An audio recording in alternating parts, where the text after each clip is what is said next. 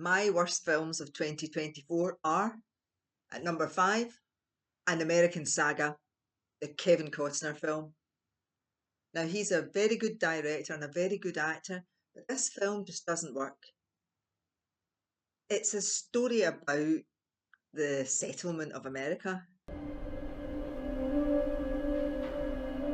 You and I are standing guard on one of the last great open spaces. And it's visually beautiful. But the problem with it is it's all these little vignettes with different characters that have no real thread between them. The story isn't strong enough. The central story isn't strong enough, which is Kevin Costner, and he kind of falls for this prostitute. And this prostitute apparently has a violent boyfriend that turns up in the middle of the film and then disappears again 2 seconds later. So it never really becomes anything.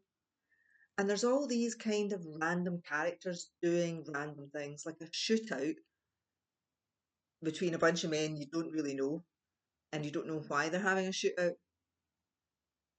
and you never hear about it again, really. Or there's a cavalcade of wagons going west, and one of the couples is English and they're very arrogant. That's it, that's the entire story.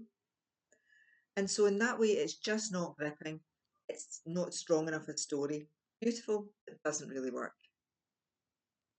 At number 4, Civil War.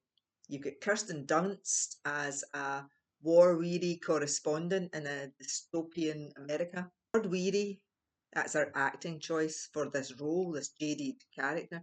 The problem with her doing it that way is that you become weary of watching her. So you're watching it and it's boring.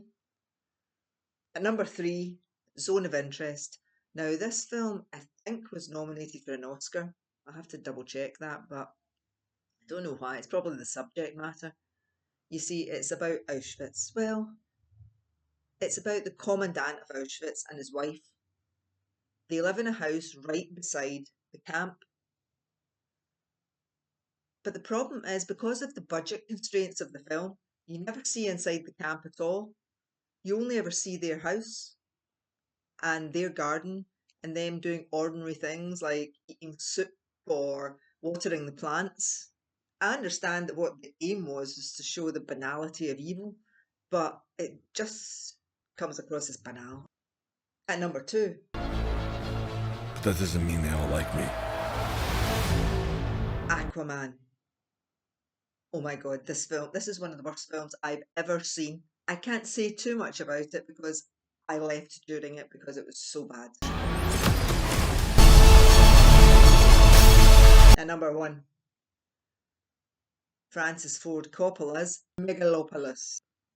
Oh my god, this is some kind of abstract, arty mishmash, an all-star cast, absolutely no story, confusing, random, pretentious. This was a pet project of Francis Ford Coppola. Don't let the now destroy the forever. I don't know why all these stars agreed to be in it. Reading the script must have shown them that it was awful, but they were obviously swayed by his name. Ladies and gentlemen, and children of all ages, welcome. The premise is this guy, Adam Driver's character, Caesar, is going to inherit a lot of money. Cue a potentially good story. None happens. It's not even visually beautiful because there's too much green screen. No, total flop.